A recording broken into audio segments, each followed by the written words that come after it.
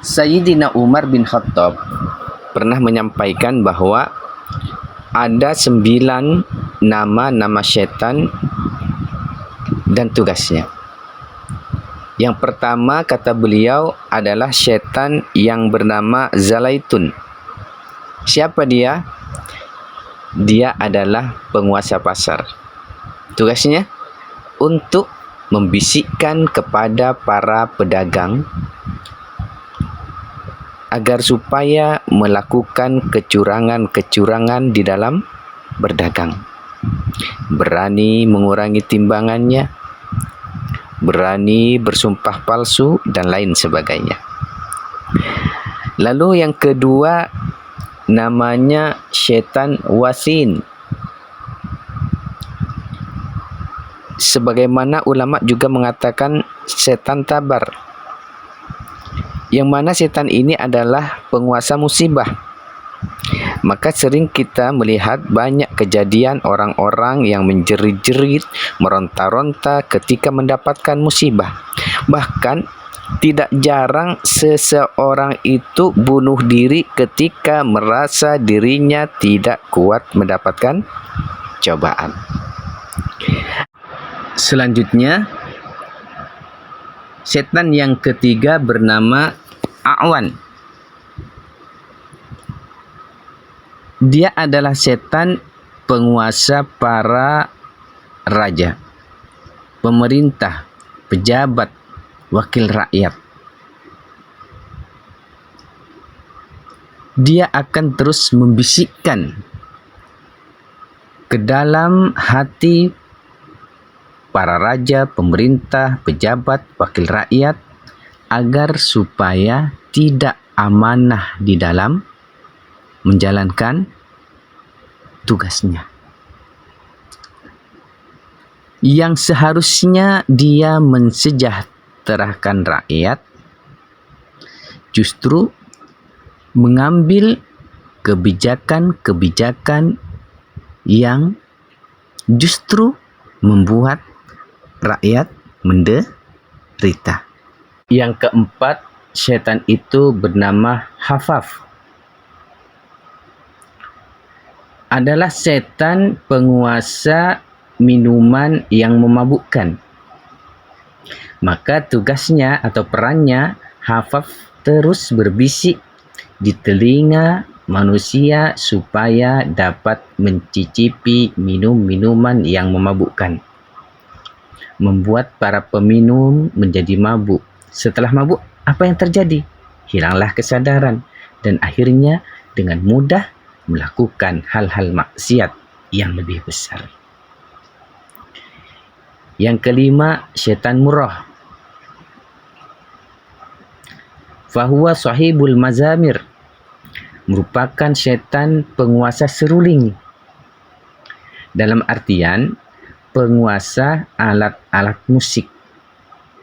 Maka jika ada seseorang yang terlena dengan memainkan alat musik hingga lupa waktu, kemudian akhirnya meninggalkan salat dan lain sebagainya, maka sesungguhnya ia telah terlelap oleh tipu daya syaitan yang bernama murrah. Yang keenam, syaitan nakus. Fahuwa sahibul majus. Dikatakan pula oleh sebagian ulama bahawa setan ini selalu menjerumuskan seorang laki-laki dan perempuan untuk melakukan perzinahan. Yang ketujuh, syaitan masud. Fahuwa sahibul ahbar. Adalah setan penguasa berita. Dia akan membisikkan manusia untuk terus menebarkan isu-isu dan berita-berita yang tidak benar atau kabar bohong. Yang kedelapan, setan dasim, yakni setan ini adalah penguasa rumah. Maka sesungguhnya di dalam rumah kita ini terdapat syaitan dasim yang sedang berkeliaran. Setan ini selalu mengganggu keharmonisan rumah tangga seseorang. Jika keluarga tidak bisa mengontrol dari godaannya, maka timbullah pertengkaran hingga perceraian. Lalu yang kesembilan adalah setan walhan. Siapa dia? Adalah setan pengganggu dan pemberi ragu-raguan dalam setiap melaksanakan wudhu, solat, dan ibadah lainnya.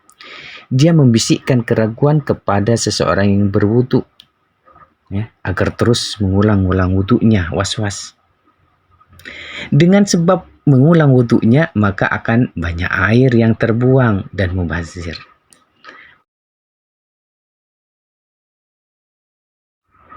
Padahal sesungguhnya orang-orang yang memubadzirkan sesuatu itu merupakan teman-temannya syaitan.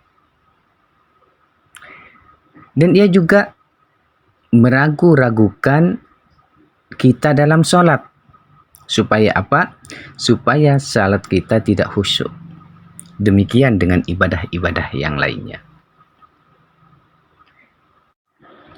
Nah, dalam hal ini Allah Subhanahu wa taala mengajarkan kepada kita doa kita berlindung dari bisikan-bisikan syaitan.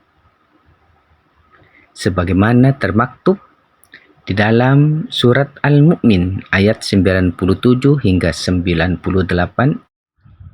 Wa qur rabbi a'udzubika min hamazatis syayatin wa a'udzubika rabbi ayyahdurun.